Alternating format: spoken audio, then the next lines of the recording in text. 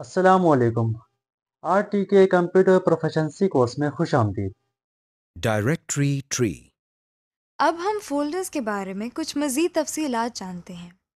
اس کے لیے ہم روزمرہ کی ایک مثال لیتے ہیں۔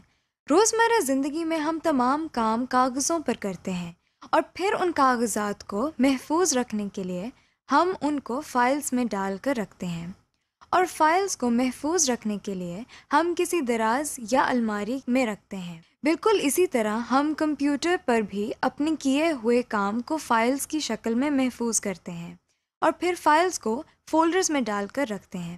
مثال کے طور پر اگر ہمارے پاس کچھ کاغذات ہوں جن میں ہمارے اخراجات یعنی ایکسپنسز کے بارے میں کچھ تفصیلات لکھی ہوں، تو ہم ان کاغذات کو ایک فائل میں ڈال کر رکھیں گے اور اس فائل کا نام ایکسپنسز رکھیں گے۔ اسی طرح اگر ایک فائل ہماری آمدنی یعنی انکم کے بارے میں ہے تو ہم اس فائل کا نام انکم رکھیں گے۔ یہ بھی ہو سکتا ہے کہ جس دراز یا فائل میں ہم نے یہ رکھا ہے اس دراز کا نام فائنانسز رکھ دیں، تاکہ بہت سارے درازوں میں سے ہم کو معلوم ہو کہ کس دراز میں ایکسپنسز اور انکم کی فائلز موجود ہیں۔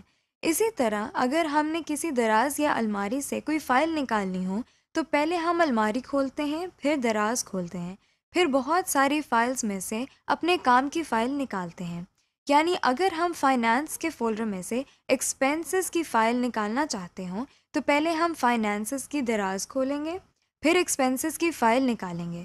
اسی طرح کمپیوٹر میں بھی پہلے ہم فولڈرز کھولتے ہیں، پھر اس کے اندر موجود کافی فائلز میں سے اپنی کام کی فائل نکالتے ہیں۔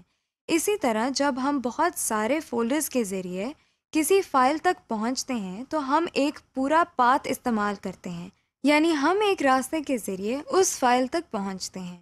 کمپیوٹر کی زبان میں بھی اس استعمال کیے گئے راستے کو پاتھ کہا جاتا ہے۔ اب ہم دیکھتے ہیں کہ کسی فولڈر کے اندر اگر مزید فولڈرز ہوں اور ان مزید فولڈرز کے اندر کچھ اور فولڈرز ہوں تو ہم کس طرح ان تمام فولڈرز کو ایک ہی جگہ پر دیکھ سکتے ہیں۔ ہم آپ کو ونڈوز ایکسپلورر کے بارے میں بھی بتاتے ہیں۔ ونڈو ایکسپلورر کو فائل ایکسپلورر بھی کہا جاتا ہے۔ یہ مائکروسافٹ ونڈو کے اندر پہلے سے ہی دی گئی یوٹیلیٹی ہے جہاں ہم اپنے کمپیوٹر میں موجود کسی بھی فائل یا ڈائریکٹری پر مختلف کام کر سکتے ہیں۔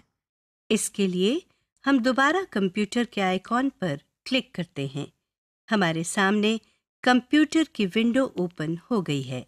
اس میں آپ دیکھ سکتے ہیں کہ ونڈو کے بائیں طرف ایک پین ہے جس میں اس کمپیوٹر کی اہم ڈائریکٹریز اور فولڈرز کو دکھایا گیا ہے۔ ان ڈائریکٹریز یا فولڈرز میں سے اگر کسی پر کلک کریں تو اس ونڈو کے دائیں طرف بنے ہوئے اس باکس میں اس ڈائریکٹری کے آئٹمز آ جاتے ہیں۔ جیسا کہ آپ اس وقت دیکھ رہے ہیں کہ بائیں طرف سے کمپیوٹر سلیکٹ کیا ہوا ہے، تو اس کے نیچے اور دائیں طرف کمپیوٹر کے اندر لگی ہوئی ہارڈ ڈسک نظر آ رہی ہے۔ اب ہم بائیں طرف سے نیو والیوم ڈی پر کلک کرتے ہیں تو ہم اس ہارڈ ڈسک کے اندر موجود تمام فائلز اور فولڈرز کو دائیں طرف دیکھ سکتے ہیں۔